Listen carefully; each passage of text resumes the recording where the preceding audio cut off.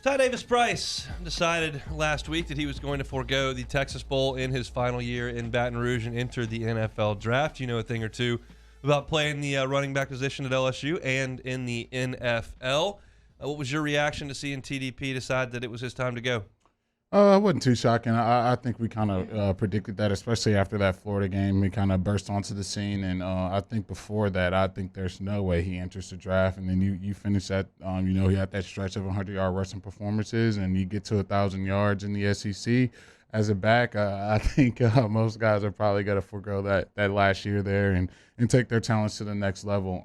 I think for him, that 40 time's going to come into a big factor. I think that's what all the teams are going to be, wondering about what that top end speed looks like. If he can go to that combine and run something very impressive, I think that definitely helps his chances out. But if not, I think if he runs something average, he's going to be pushing, being undrafted and really not getting an opportunity that he thinks he's going to get because being a guy that I didn't see doing much damage, from the backfield, with his hands and receiving the ball and really impacting the game that way. They're going to put him in that role of being a first down back, and if you're not a second down back that's explosive, they're going to probably look elsewhere with their draft pick. So I'm cheering for TDP. I hope someone drafts him and gives him an opportunity to play at the next level, but I know that speed's going to be a big factor in that. What'd you run? I ran a 4.6 at the combine, and pro day I ran a 4.53. What do you think he'll run? Probably somewhere around that, I hope. If he runs anything slower than that, it's going to be real shaky. He's got to have to be somewhere in the 4.5s. If he can do that, then I think he has a great opportunity. He's a pretty talented dude. When I talk about Ty Davis Price and have now for 3 years, I say he's big, fast, strong. He's big, he's fast, he's strong.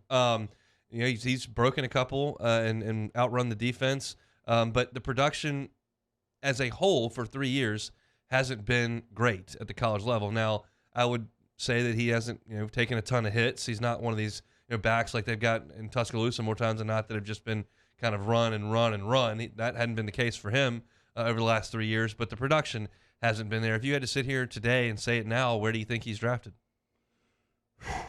If drafted. Yeah, if I knew the 40 time, if he goes and runs something blazing, like he goes 4.4, then I think he can go third round, possibly fourth. But if not, if it's they just look for. I know what they're looking for. They're looking for a guy that they can give that ball to first, second down, make hay, averaging 4 or 5 a carry. If you're not that guy, they're not going to spend a draft pick on you. So, if I had to put a number on it, though, I'll go 5th round. I think he goes 5th round. I think it's a coin flip on whether or not he gets drafted. I'm right there with you, so we'll see. But Ty Davis Price is moving on. A lot of LSU players moving on. We mentioned they dressed 38 guys that were on scholarship in the Texas Bowl. Where do they need to look in the transfer portal? What position groups need to be supplemented the greatest? Because we know they got to do a lot of work in that regard.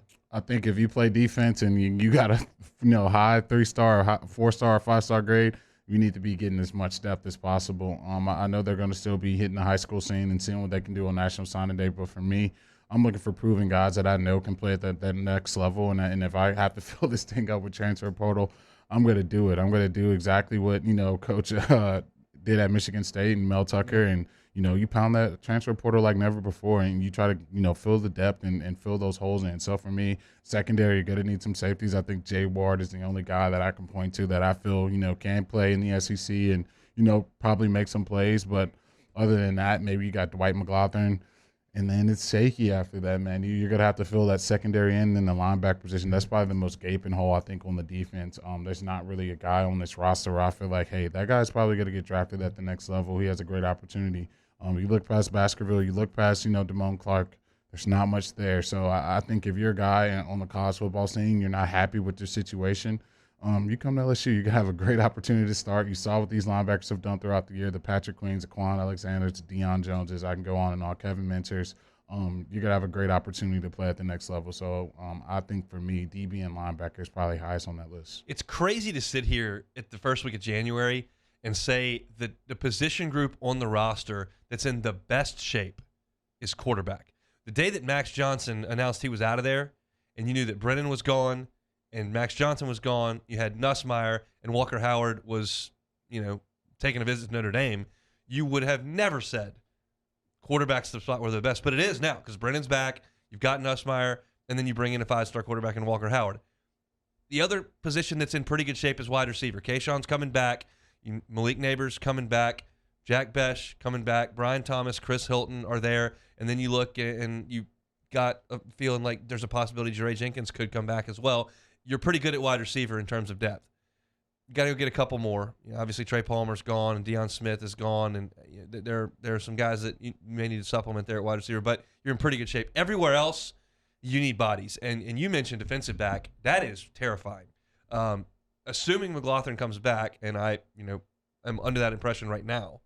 But Flott's gone, Stingley's gone, Ricks is gone, and you got a lot of work to do at corner. You got to go find some guys. Linebacker's pretty shaky as well. Got Greg Penn there. See if Mike Jones comes back. But DB, linebacker is terrifying, and you got to do some work on the defensive front as well. We saw earlier today, we'll kind of keep an eye on some of these that make some sense. Mekhi Wingo entered the transfer portal. He was a all-freshman SEC defensive lineman at Missouri. And the reason I mention his name is because his high school coach was Robert Steeples, who was now on LSU staff. So that makes a ton of sense as a guy who played a ton of snaps for Missouri this year, was an all-league freshman player, and is now in the transfer portal. That would make sense if his high school coach could get on the phone and make him come on down to Baton Rouge. But it's going to be wild and crazy. And we were talking to Pete Futek about this, in the previous segment. It's funny to watch people's reactions about the transfer portal because when Eli Ricks goes to Bama, the transfer portal is ruining college football. These kids are a disaster, and it's just ridiculous. When Max Johnson goes to A&M, they're cheating, they're paying money. Everybody's negative about it around here. And then when you pull in the best offensive lineman in the portal, everybody thinks, "Oh, great job by Coach Kelly. Way to go out there and get that done." Like it's all about the eye of the beholder. And at this point, LSU is going to probably benefit from this point moving forward. Is going to benefit more from the portal over the next 3 months than they're going to lose to it. Now, they've lost a lot from this point backwards, but you're about to start adding a lot of guys to this roster. Yeah, I think you've seen my boy John Trey said it best. You see the guys who want to fight for the Fighting Tigers, they're still around. They're still on this team. They've had ample time to hit the portal and take their talents elsewhere. So I think we've probably done with that wave of guys, leaving and taking their talents to another school. So I think now it's time to replenish this roster, get some depth back on this roster. I think now in this day and age of college football with the transfer portal, with COVID and all these different variants buzzing around, depth is more important than it's ever been. You got to have depth on your roster with guys, being in and out of the lineup, guys deciding to leave. You have to. We've seen in this bowl game, it's very possible. We saw it the year before in the Florida game. It's very possible you trot out there with, less than 50, scholarship guys on the team. And that's something that we didn't think would probably hit this college football dynamic, but it has. And so the greatest coaches that they prepare beforehand. You don't, want to wait until, summertime and camp to, hey, man, we're kind of light here. Now's the time to do it, and I think that's what Coach Kelly's plans are. Tangy Turtle in the Bayou Ford chat. It's Bug Strong still in the portal. Has he signed anywhere? I guess we could use him if we don't have any depth.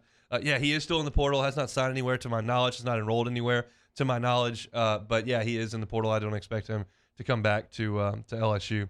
And Greg Lehman says, well, when you're starting quarterback and All-American cornerback transfer to the two biggest threats in your division, you have a right to complain about it. I agree with that. I'm all for it, Greg. I said it on the air. I said I hope both those guys get 4.0s. I hope they meet the loves of their lives in their new places. I hope they have zero success in the football field because I think that personally they're probably great guys. I hate Alabama. I hate Texas A&M. They play for them. No success. So when people say, wish them well, wish them the best, I wish them the best off the field. I hope everything goes great for them. I hope they win the lottery. That'd be great. But winning football games, got no use for it in College Station or Tuscaloosa. I don't make any apologies for that. Look, and yeah, you can't complain about it. I'm all for it. Everyone knows in the Bayou Ford chat how I feel about Elias Durant. That'll be his name for perpetuity. He will no longer be called Eli Ricks. You're Elias Durant. You got KD in your blood. Go to Alabama. Just makes my stomach hurt still. Thanks so much for watching Hunt Hill on YouTube. Now do us a favor. Hit the red subscribe button below and throw us a like.